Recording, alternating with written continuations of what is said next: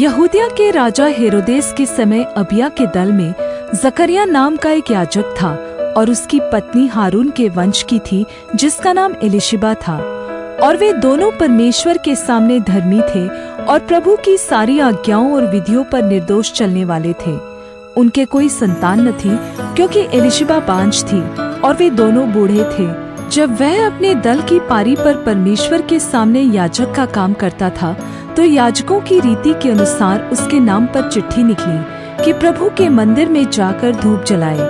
और धूप जलाने के समय लोगों की सारी मंडली बाहर प्रार्थना कर रही थी कि प्रभु का एक स्वर्गदूत धूप की वेदी की दाहिनी ओर खड़ा हुआ उसको दिखाई दिया।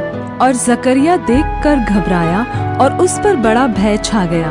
परंतु स्वर्गदूत ने उससे कहा, हे जकरिया, भयभीत न हो, क्योंकि तेरी प्रार्थना सुन ली गई है और तेरी पत्नी एलीशिबा से तेरे लिए एक पुत्र उत्पन्न होगा और तू उसका नाम यूहन्ना रखना। और तुझे आनंद और हर्ष होगा और बहुत लोग उसके जन्म के कारण आनंदित होंगे, क्योंकि वह प्रभु के सामने महान होगा और दाखरस और मदिरा कभी न पिएगा और अपनी माता के गर्भ ही से पवित्र आत्मा से परिपूर्ण हो जाएगा और इस्राएलियों में से बहुतों को उनके प्रभु परमेश्वर की ओर फेरेगा।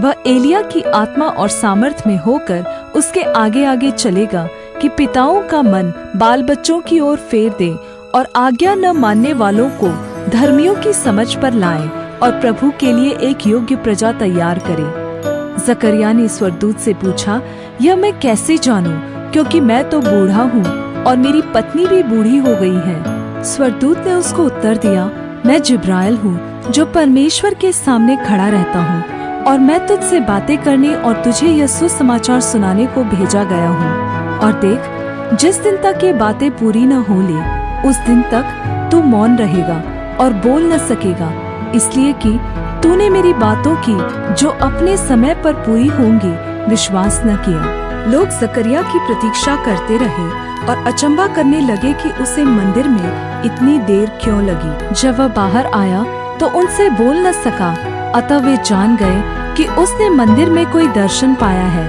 और वह उनसे संकेत करता रहा और गूंगा रह गया। जब उसकी सेवा के दिन पूरे हुए तो वह अपने घर चला गया।